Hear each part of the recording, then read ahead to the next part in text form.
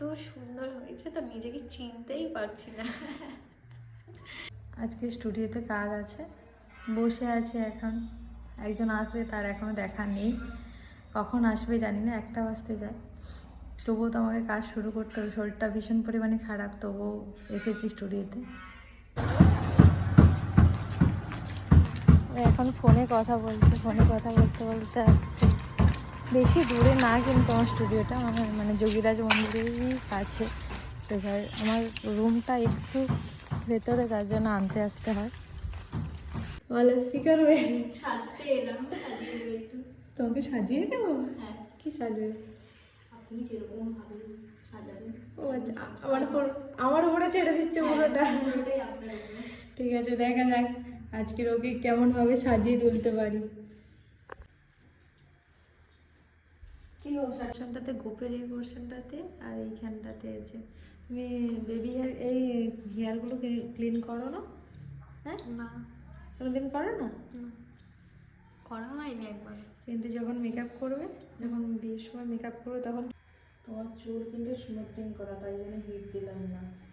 Smoothing করে চুলে hit minimum দিতে নেই, তাই জন্য দিইনি। হিট ছাড়া তোমার চুলে কাজ করছি, হেয়ারস্টাইল করছি। কতদিন কী হয় দেখে। হ্যাঁ, ফুল লুকটা কেমন আসে দেখা যাক। ভালো লাগে নাকি? ঠিক আছে না? হ্যাঁ হ্যাঁ। এটা বেশি ভালো লাগছে না, এটা একটু ব্রাইট ব্রাইট হয়ে যাচ্ছে, তাই না? হ্যাঁ। এইটা ভালো লাগছে, হ্যাঁ। তাই না? হ্যাঁ, ওইটা একটু বেশি ব্রাইট ব্রাইট লাগছিল। ঠিক আছে, পারফেক্ট। এইটা নাকি এইটা, এটা বেশি বেশি মুখ ওইটাই ঠিক লাগছিল।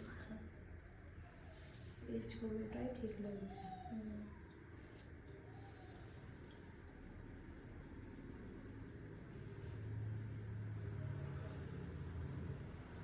ঠিক আছে না? ঠিক আছে, দেখো ঠিক আছে। হ্যাঁ, ঠিক আছে তো? একদম পছন্দ হয়েছে? খুব পছন্দ হয়েছে। হ্যাঁ, তবু ছিল তোমার ক্যাম্পিং করেনি, কিন্তু এটাও মানে কোনো ক্যাম্পিংও করেনি, হিটও করেনি, মানে ভালো। হাসছো কি? এত সুন্দর হয়েছে তো নিজেকে চিনতেই পারছি না। কত কম সময়ের মধ্যে সাজিয়েছি। হ্যাঁ, একবার সাজিয়েছি, একবার পুরো রিমুভ করে দিয়েছি। মানে বেশ মিষ্টি লাগছে। ওই কুচি কুচি প্রথমে যখন করছিলাম, যখন স্কিনটাতেও ভীষণ প্রবলেম ছিল, এই পোর্শনগুলোতে একটু র্যাশ, এই ব্লাশার লাগানো আছে যে এই পোর্শনগুলোতে, সেগুলোতে একটু র্যাশ বেরিয়ে যাচ্ছিল।